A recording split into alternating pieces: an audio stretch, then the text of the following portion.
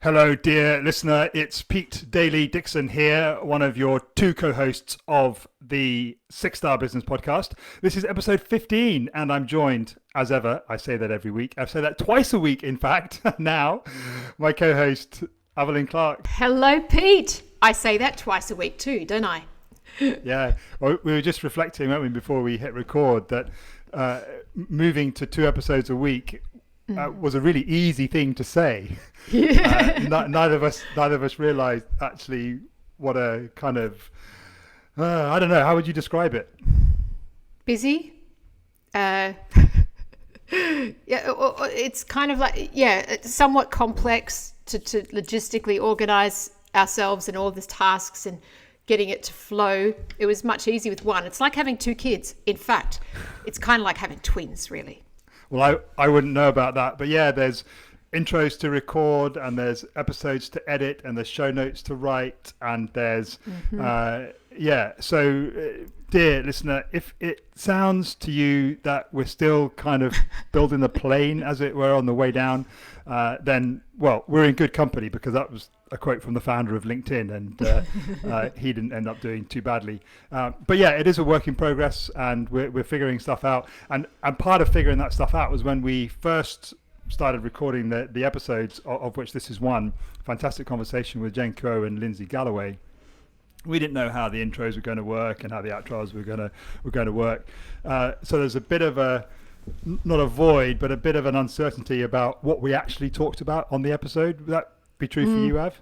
It is. I just know these lovely ladies, and I know how deeply passionate they are about what they do and how they serve the world, and what they bring in terms of their knowledge in their respective fields. And it was a genuinely joyful, insightful conversation. That much I do know. Yeah. So it'll be fun. It will be fun. And I also know, as I'm talking now, that it was an episode where one of the recordings didn't save or upload properly. So I'm just, at the back of my mind, I'm aware of what I've got ahead of me with the edit. But if it was easy, then everyone would do it, wouldn't they? So there is one thing. After we recorded, I was editing the last episode. I realized that we did our listeners a grave disservice on the last episode by not talking about the thing that both of us are incredibly excited about and working towards, and that's the launch of the 6-Star Business Community. How are things going on your side? I am so excited. We are doing just getting so much amazing feedback, really, from people who have found the page, who know us, who've already put their name on the registration waitlist page, and I'm just super excited. People are just there's just such a sense of anticipation already building, and we're about a week away from launching. So it's going to be great. Look out. And if you've listened to any of the episodes, episode 11 in particular, 13 as well, will give you an insight of the kind of conversations that will go inside the community. You can go to apply.6starbusiness.community. And there's a form there to put your details in. It'd be great to see you on the waiting list, so that when we lift the velvet rope on the 11th of June, you can be one of the first 50 in there. So yeah, that's the little plug of the day. And with that set, let's let Jen and Lindsey shine and enjoy the podcast, and we'll see you on the other side.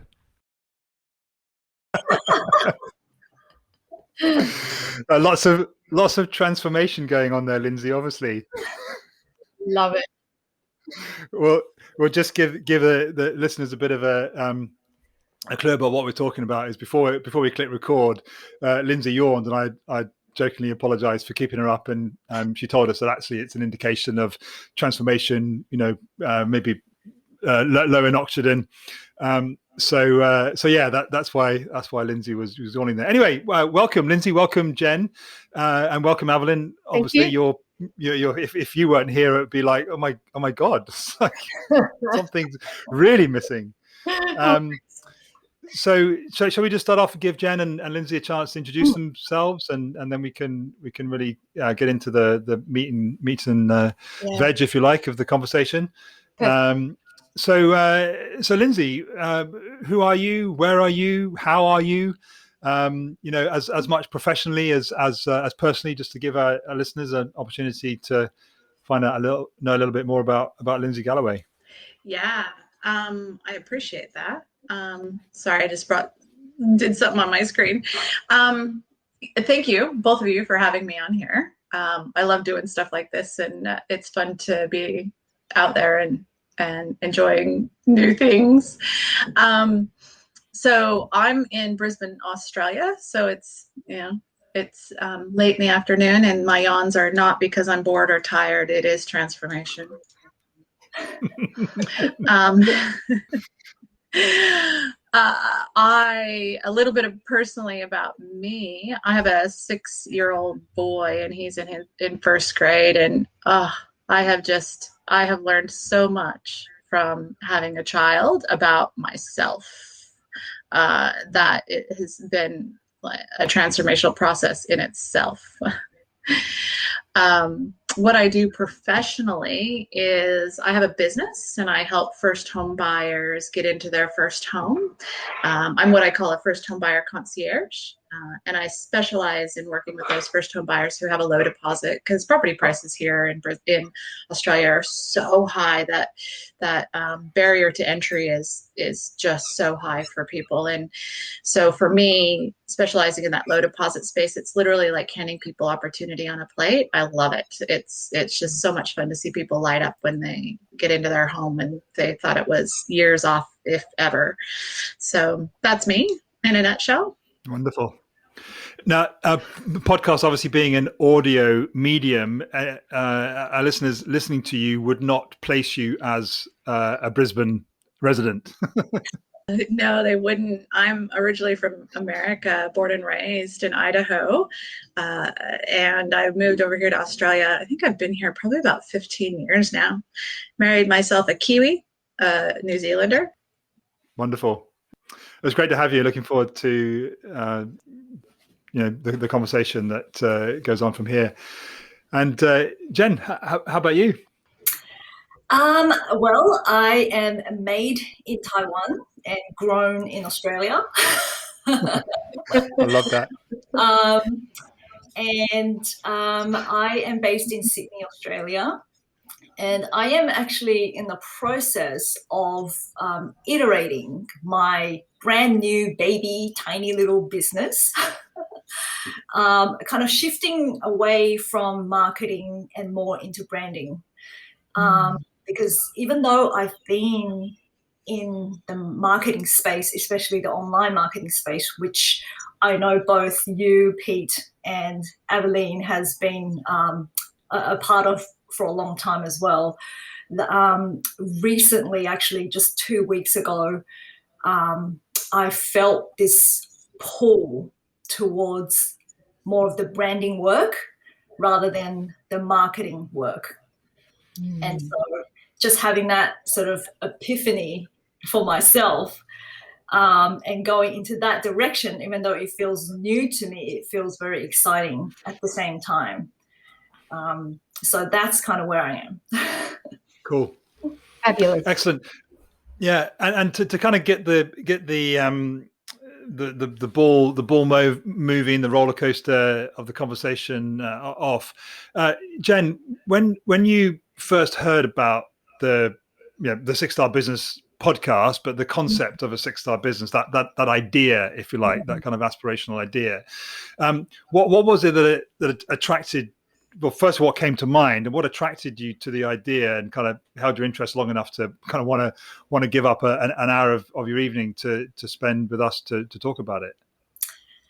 Yeah, that's that idea of that 6-star business kind of just spoke to me in a way. I kind of imagined it as a business that is just really, really outstandingly awesome, right?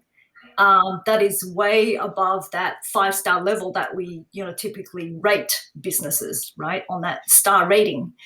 And so because I've kind of been obsessed, been in the marketing space as well, about this idea of delivering really great customer experiences, that really just kind of tied that idea to me, of what it means to deliver a really great customer experience. And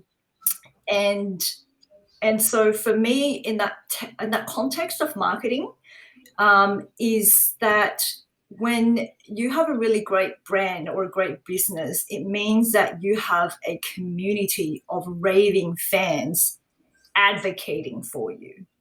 And so that's really what it means to me to have a 6-star business. And that's why I was drawn to this idea of, coming onto the podcast and having a conversation with you guys. And so, just excited about having that conversation. And also,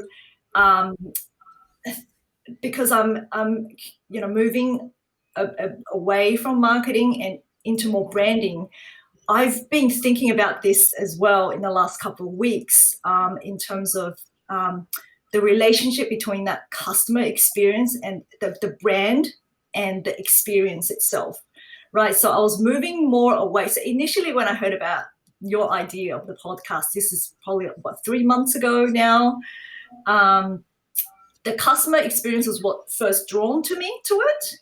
But as I was iterating my business in the last, 2 weeks, I was thinking more about the brand experience as a whole, not so much just the customer experience.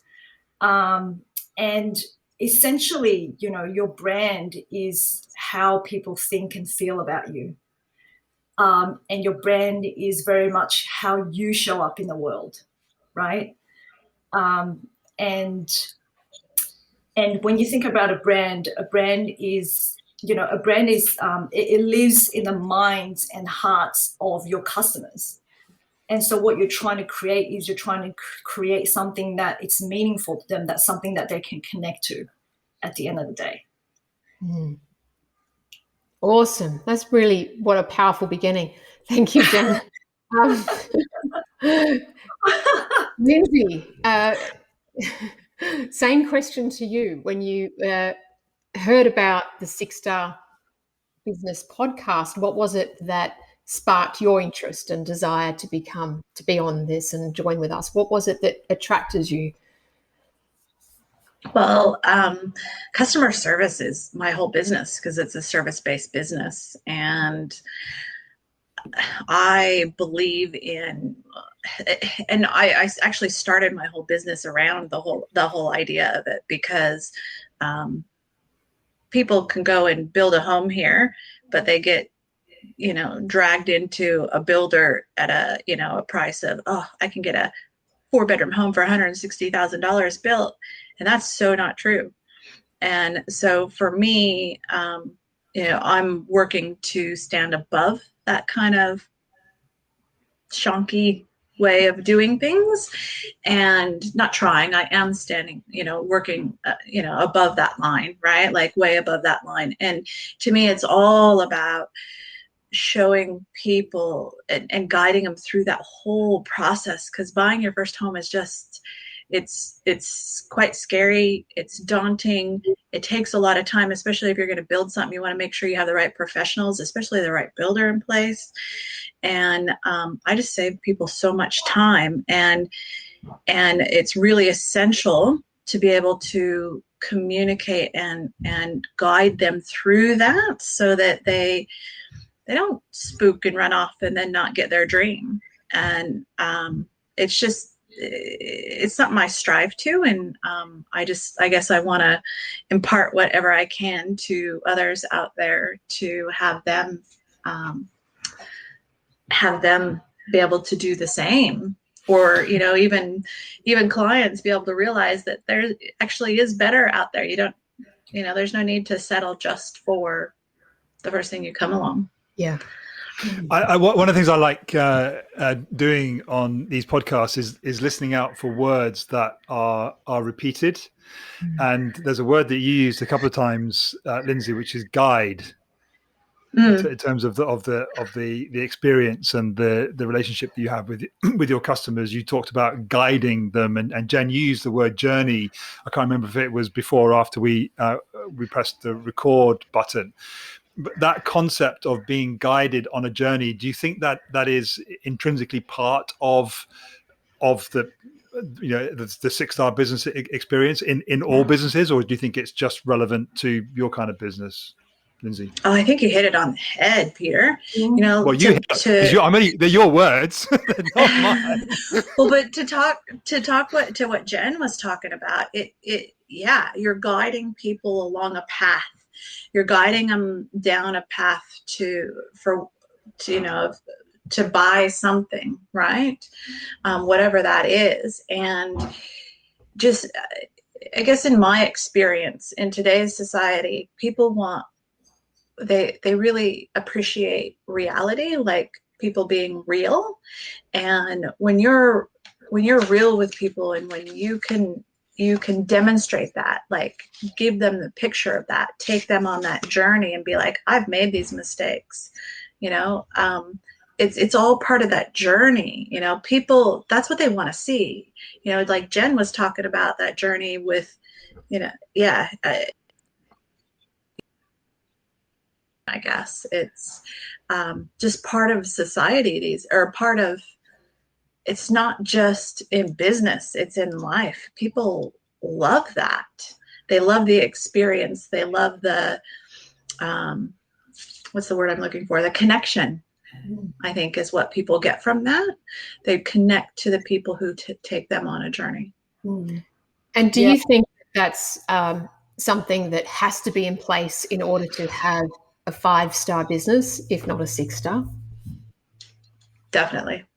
Yeah, I think it's a critical piece, really, because, when it comes to buying something, especially when we're buying something that we don't really know much about, or something that's new to us, I feel like getting guidance and feeling supported in that buying process, it's so important, right? Because we all want to make the right decision for ourselves. And if we have someone that genuinely cares about us and the goals that we want to achieve with, whatever purchases that we want to make to help us achieve our goals, then, we not only feel connected to the person, but we also at the same time feel connected to that business, because it feels like that person is living up to the brand values of that business, right? I think it's that care factor. Like, they can see that person actually cares what the outcome is and cares about the client or the customer. We've had that before, haven't we, Pete? We've heard a couple of people talk about care, and I'm interested, Jen. You're in a really interesting space with the evolution of your business, which is very exciting. Congratulations. And I'd love to hear from you how you can evolving that, but also if I was to say, right, so how could you bring a 6-star experience into this new evolution of your business? Have you thought about what that looks like? Definitely. And it really had to do with my personal journey in my own evolution of being in business, because even though this is a brand new business that I'm starting, I am not new to business. I started out in business in 2010, so just over a decade ago, and made a truckload of mistakes, and just learning through falling on my face constantly, and realizing that through all my failures in business, the underlying thread was that at the time I didn't really know and understand myself. I didn't know who I was. And so I ended up building businesses that I wasn't aligned to, and I ended up hating, because showing up for work became really difficult because I wasn't passionate about what I was doing. I wasn't on purpose. I wasn't aligned to it. I didn't feel called. I was just doing it because I thought, okay, that's how I need to do, like, that's how I need to work to make money, So I was very extrinsically motivated, right? And I think that's how a lot of people start out in business, because we start out in business because we hated the job that we were in. So we were, trying to find a way to make money so that we can get out of that corporate jail that we've been in for so long, right? Trying to find that freedom. And so, going into business for myself, really essentially in the beginning, the wrong way, and going into it with the wrong energy and the wrong intentions, I kind of had to do a lot of self-correcting, and it really wasn't until 2015, 5 years into that journey, that at the time I had already, a bit of a backstory. So at the time I had let go of this marketing services, online marketing services, kind of like a little agency business that I built for myself, because I just ended up hating it. And I was just so lost, didn't know what I was doing, didn't know what I wanted to do as well. And I ended up working as a marketing manager for a management consulting company. They were a little business as well, but I knew the owner through networking, and he knew I was looking for a role, and he saw that I knew marketing and saw a need for businesses to have a outsourced marketing manager, someone that can really help them from a strategic level on their team, but someone that they don't need all the time. And so I was kind of filling that role for businesses. And you know what? 4 months into that role, I was still in that marketing space. I found myself, I was working in the city at the time. I found myself in the middle of the workday at the Botanic Gardens, sitting on the park bench, bawling my eyes out. Because I felt so lost. I was like, oh my God, is this my life? Like, I didn't know what I was doing. And even though I had a job on the outside, everything looked great. They gave me a car park right in the middle of the city. I really, culturally, I gelled with the owner, the guy that hired me. We had fun in the office. He actually really valued my my advice and my opinions, but there was something that was not right about it, and my body knew, like, something was telling me this is not right, and I couldn't put my finger on why I felt so miserable, because on the outside it looked like I had this great job, I was doing what I was enjoying, but on the inside that was not the case. And so that led me down this personal development, self-growth journey that I've been on ever since. And it's that piece of knowing who you are, discovering who you are, know what you're about, know what you stand for. So that's really where you need to start in order to build anything that's meaningful. Yeah. It's interesting. Yeah. I've often described business as the ultimate playground for personal development. It's really great to hear such a personal, vulnerable story, Jen, about your journey with that. Is that, can you relate to any of Jen's story, Lindsey? Oh, 100%. 100%. It's been so many ins and outs, and I've been working with first home buyers for 3 years now, and it took me. I didn't become an entrepreneur until really probably about 7 years ago, and it took me 3 years of going through different things to really find what it was that I really loved doing. And now I've found my home. This is it. I love it. It combines my 3 loves, which are family and property and making a difference for people. And yeah, and it's still a journey. OMG. Let me tell you what, if I didn't work on myself, like, my business wouldn't be where it is today. And now, I have a business coach / he works on me. Yeah. So that I can have my business work. It's a real journey of self-discovery, and yeah. Personal growth precedes business growth. Correct. You can't. Yeah. I actually prioritize that. Sorry. No, it's fine. I was going to say, from both your sharings here, I'm hearing that the understanding of self is pretty much a prerequisite to being able to deliver a business of meaning. You use the word meaning, Jen, and I think Lindsey, similar words there. So then you need that in order to deliver a 5 or 6 star experience. Yeah? 100%. Yeah, because otherwise you just be living and operating out of alignment with yourself.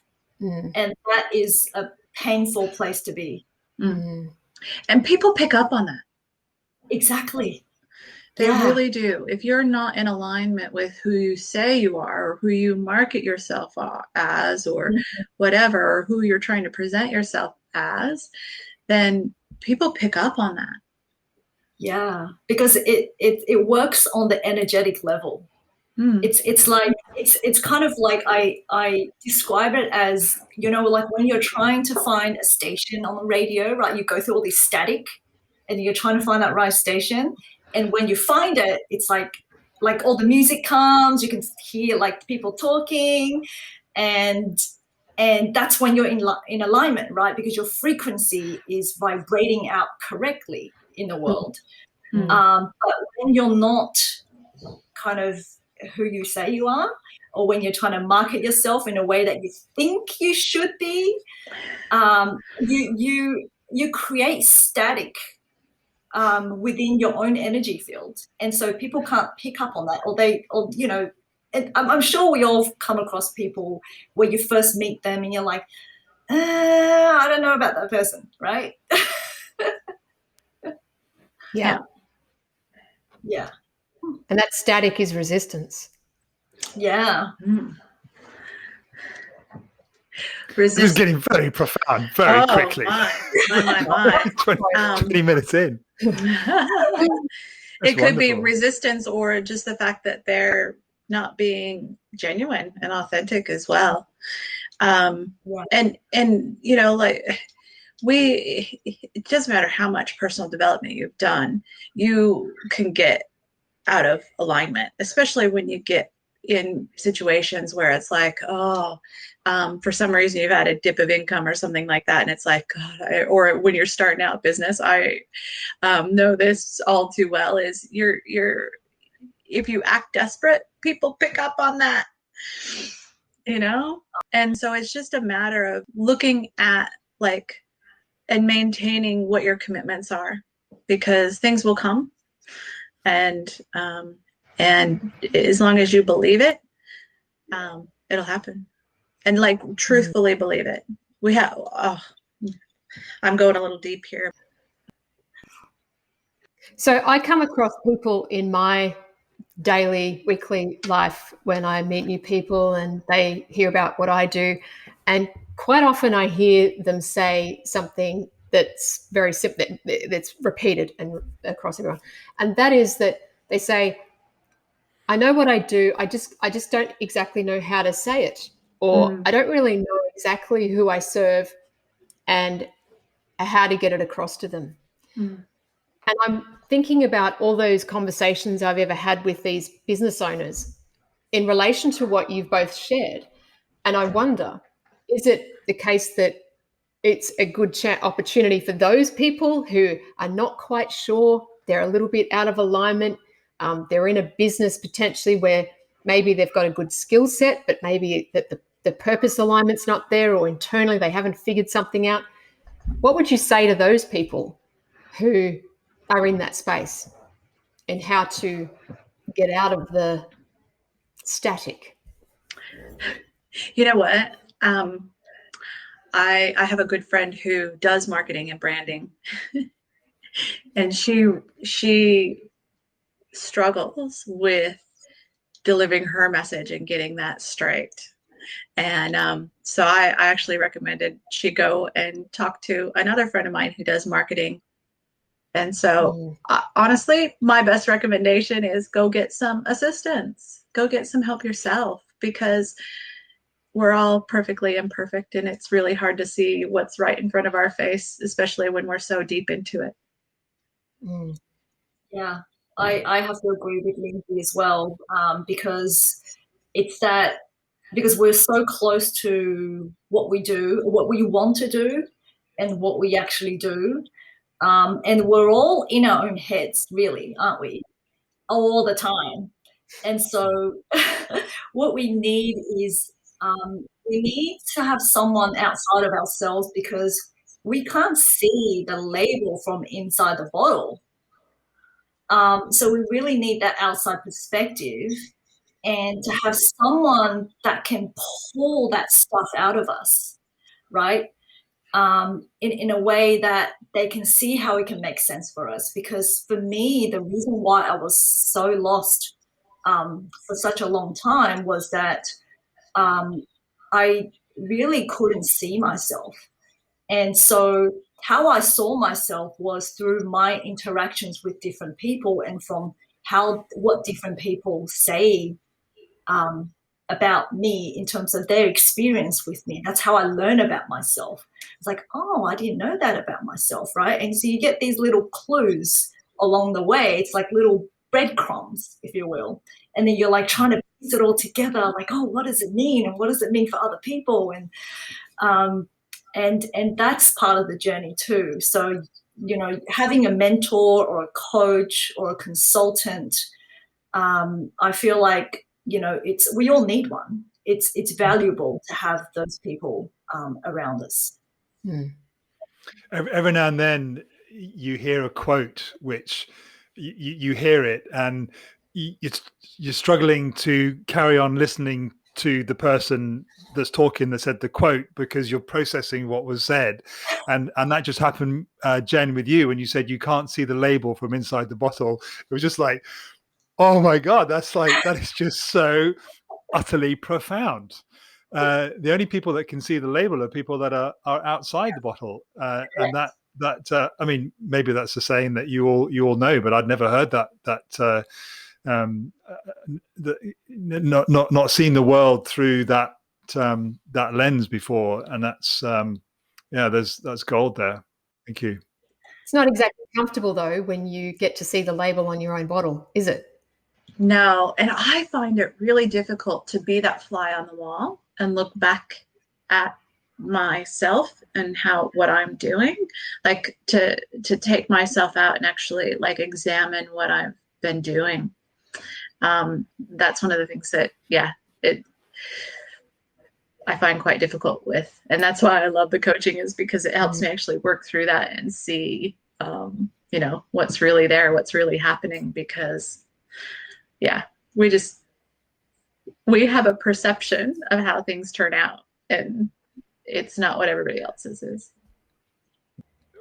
Well, one of the really fascinating things from Abs and my side of the we're all around the same table, but from being involved in all of the conversations that kind of make up the overarching conversation about a 6-star business, is that there are a few themes that come up. Every conversation is different, and it's been one of the first handful of conversations very much centered around it's almost impossible to deliver a 6-star business as a 6-star experience as a business if the individuals themselves are not doing everything to be 6-star people. So very much looking at that kind of personal development side of things. So it's great to be touching on that aspect of the conversation, albeit in a different way.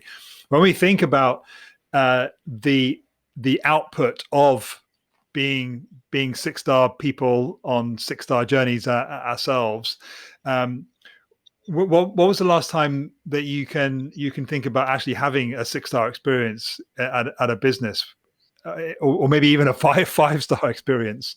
And what was it about? What was the experience, and what was the company? Okay, I'll go. I can think of one. So we went to Yum Cha or Dim Sum, whatever part of the country you're in, how you call it, on Sunday. And the food was really great, and it was hot, and it came around like constantly. There was never a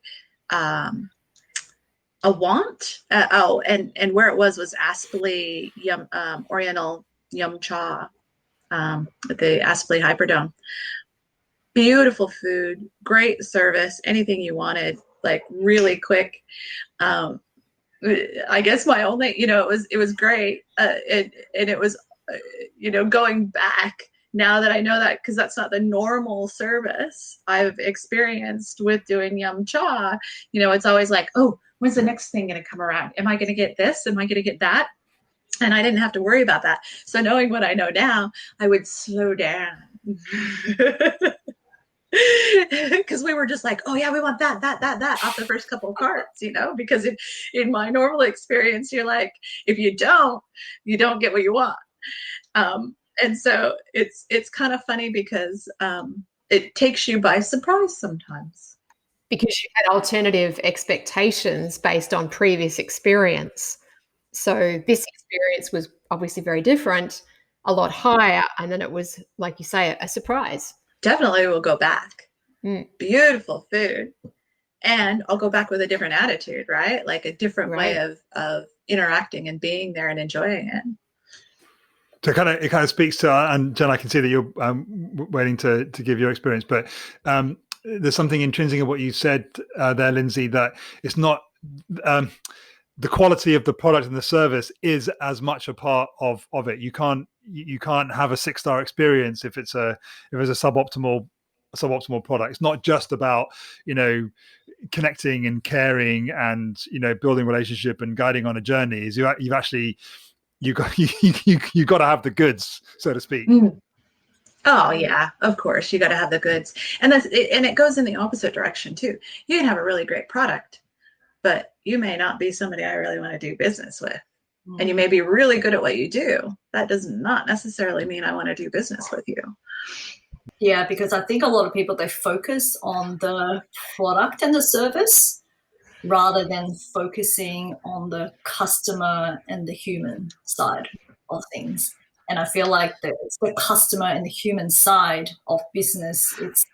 It's what creates longevity and sustainability in terms of how far you can go. Because one thing that I've been thinking about in creating my new little baby business is that how can I build and create something that can thrive forever? because like companies and businesses, a lot of them are sometimes they're just flashes in the pan, and they rise and they fall right through time. And one business that I can think of that I was a customer of is actually an app that I got. It's a personal finance management app called MoneyWiz. On the Apple App Store. I think they started out in like 2013 2012 or 2013, right? So I was sort of one of their earlier customers when I discovered that app on the App Store. And my experience with them has been, they have delivered the same customer experience throughout all of these years. And it's actually quite amazing to see, because when they first started out, it was literally just the founder, the guy, and his wife, right? So he was the coder doing, the product development, if you will, and he was doing his own, customer service.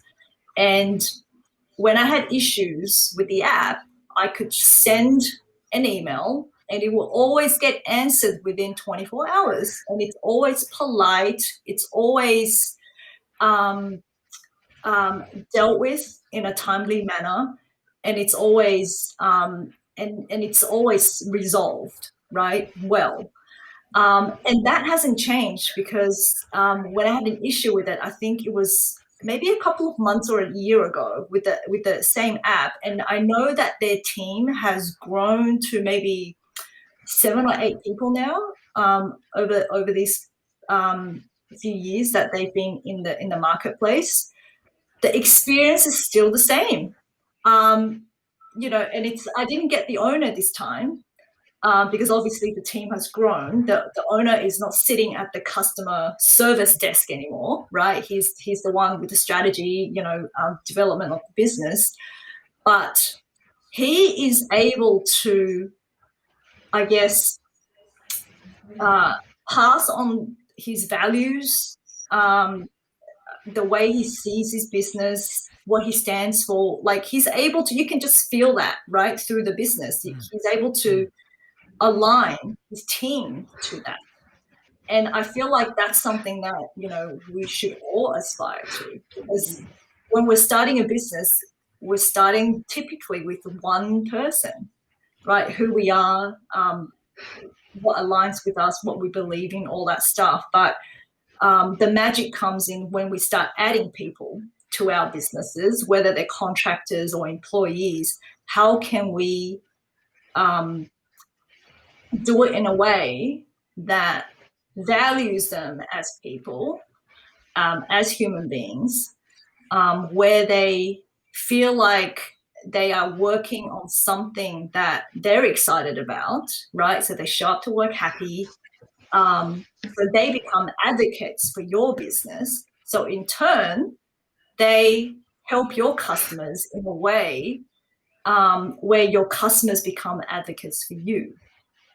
And so through this little business, this app business that I saw over the last, 7 years now, I think, that experience has been consistent, and consistency is actually what I look for in people, because it's hard to it's actually harder to do, to be consistent, because everyone can create great first impressions, but sometimes first impressions don't last, right? I read an article. Yeah, absolutely. I read an article. I was going to say recently, but it was probably last year, which gave me a completely different perspective on this. Yes, consistency is the name of the game, and it was, what the initial memory of it was sparked, Jen, when you said about creating a business that lasts forever. And this is a business in Japan which has been in continuous existence for over 1,000 years, and it is a business on a route that pilgrims go to a particular temple in Japan. And what the business does is they make a particular kind of delicacy. They just make one thing, and they make it supremely well, and that's what they do. And if that doesn't epitomize a 6-star business, that's been delivering the same product to the same kind of people for 1,000 years, it's like, there's got to be.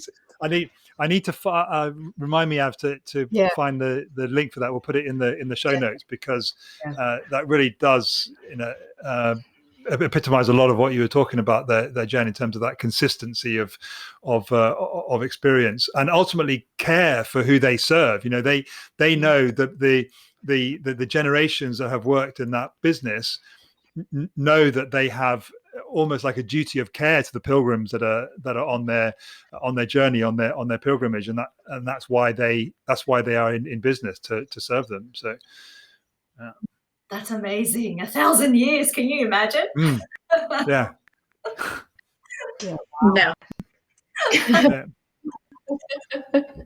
I've just got my eye on the time. I know we had a few technical problems in the middle, but we still need to be respectful of our guests' time and think about bringing this in. What's your biggest takeaway from this conversation, just as we start to wrap up? Me? You talking to me? Yeah. You have. Okay. Yeah. Okay. You're landing this, baby. Oh, right. Okay, great. So biggest takeaway. You've got to know yourself before you can know what you're doing and who you're serving. And it's a continual process. It's not a one-stop, one-hit wonder of looking in the mirror once. And once you've got that habit, that consistency of self-reflection and self-growth, you can then deliver that consistency in your business through what you do and then what your staff do. How does that sound to you, Jen and Lindsey, as a takeaway summary of what we've uncovered? I think it was spot on, Evelyn. Yeah, exactly. Because I see it as a ripple effect, right? It's like you drop that stone into the water. That stone is you, right? And then so the next ripple is the people that you work with every day. And then the next ripple is the people that they affect, which are your customers, right? And then it goes out onto the community, and then it goes out into the industry, and then it goes out into the world, right? So, yeah. So everything starts with one. It all starts with us. Yeah. Correct. With the self. That's a beautiful way to. It is. I love that summary. Well, on behalf of Evelyn and myself, Jen, Lindsey, just appreciate you both so much. I appreciate the time that you spent with us and your fascinating insights, and you're part of the conversation about a six-star business. Yeah. Thank you. This has really had me think deeper about what I do for my customers and how I can improve on that as well. So yeah, thank you. You're welcome. Thank you so much for inviting me into this conversation. It's been really fun. It's been fun for us too. So much gratitude for both of you, and we'll see you on the other side. Thank you. Bye. That was another stimulating, thought-provoking episode of the Six-Star Business Podcast. Thank you so much for getting this far. Please go ahead, like, subscribe, and give us a comment, review. A rating. If there was a 6-star, we'd love you to give us a 6-star rating, but just go as high as you can. And if you want to continue the conversation with us and all the cool people who've joined us from the podcast, head on over to apply.sixstarbusiness.community. See you there.